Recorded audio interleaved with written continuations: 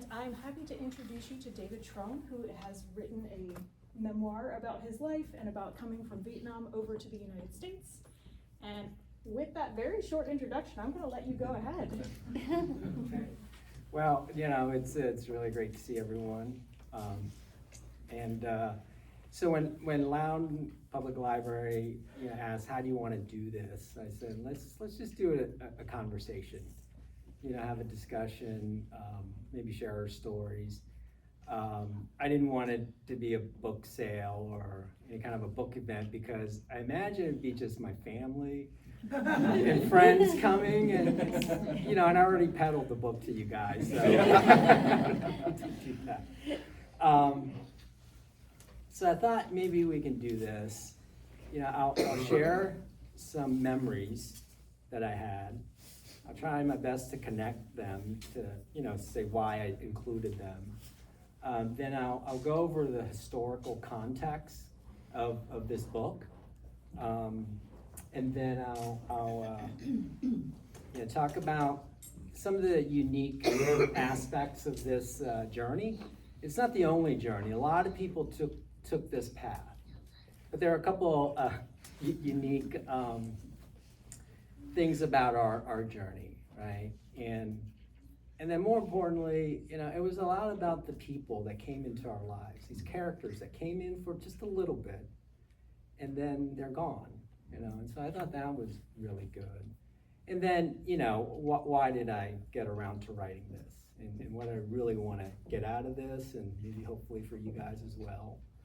And then, Q&As. I would love to just leave the bulk of it, excuse me, to just talk, and if you have some stories to share, that'd be great. So with that, let me just share with you a couple of memories. So the first memory that I have, I think, in my life, was I was in a bathroom, I was looking at my dad, not straight at him, and I think I was looking at him, I saw him through a mirror. So I was behind him, I saw him, and his face was really red. I think he was crying, So I think that's an actual memory, because, I don't know why I would have that. But I piece it together as I think that day was when the fall of Saigon happened. He lost his country. So that's a memory that I had. Sorry, just give it a second.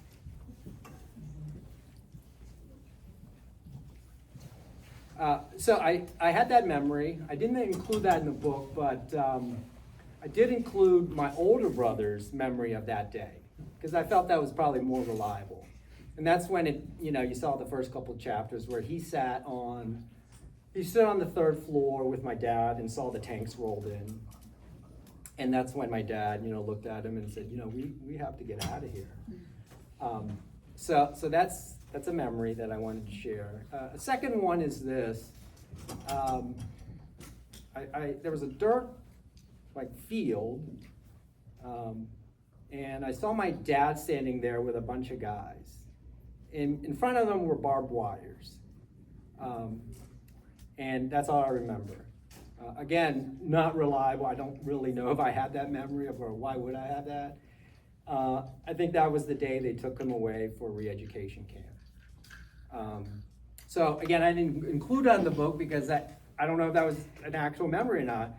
But again, I relied on my oldest brother and his memory of that day. And it was actually the night before when, my father took his oldest son and said, before he was going to be taken away, he said, try your best to protect family.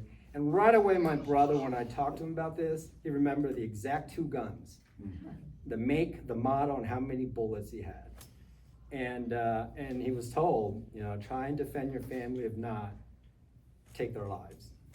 And so he remembered that. I didn't know about it. And then a third memory is, being on a ship lost at sea, and being hungry, and then finding safe harbor.